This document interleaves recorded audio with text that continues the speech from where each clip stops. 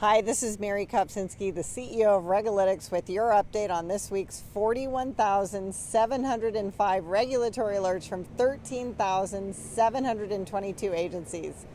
I'm recording this during a brutal drive in pouring rain in the midst of a tornado warning. Definitely not the day I was imagining, but it got me thinking about extreme weather, which has been a trending regulatory topic for years now, and I decided it was time to check in on it. What came up is another obscure alert, but if you know what's going on, you realize it's another episode of Regulatory Fight Club. This one is in the United Kingdom, so my London guys are going to enjoy it. And this is especially fun because it's a story about one regulator investigating the regulator it created. So it's like a parent-child regulatory fight club. The regulator of the week is Ofgem, the UK's energy regulator, officially the Office of Gas and Electricity Markets. Ofgem's job is to set and enforce the rules for Britain's electricity and gas markets, license the companies that operate the grid, and protect consumers on pricing and reliability. Think of them as like the referee for the entire British energy system.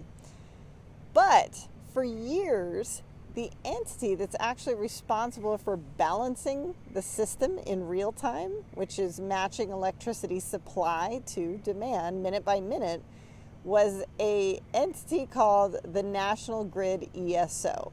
And here's the problem. National Grid ESO was owned by National Grid PLC, which was the same company that owned and profited from the physical transmission wires. So there was an inherent conflict of interest going on, and the UK government stepped in.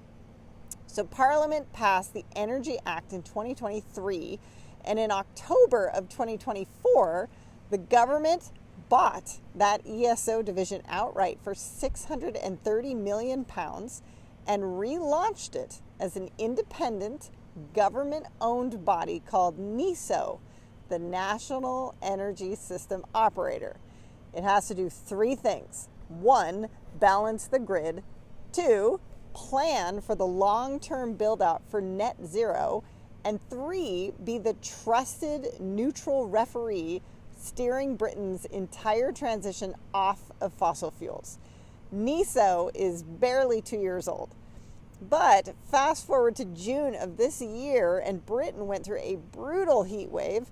And on June 23rd, NESO issued its first ever summer electricity margin notice, which is basically a formal flag that the safety cushion between electricity supply and demand was getting thin.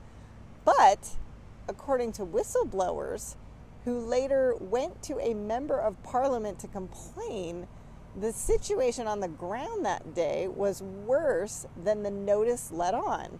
The whistleblowers allege that the grid actually fell outside safe operating limits for multiple periods, and it's a problem because they also claimed that decisions were made with no audit trail, and most seriously that NESO's corporate affairs team, the PR and communications side, pressured control room operators to downplay how close things actually got. And apparently they did this to protect the organization's reputation, although it seems to have done the opposite. So NESO currently denies any cover-up and says the system operated securely throughout. So daddy regulator, Ofgem, hears about this and decides to look into it. To be clear, there's no question Britain's lights stayed on and supply was never actually at risk. However, given the history of the organization NESO was built to replace, there's a serious concern about trust.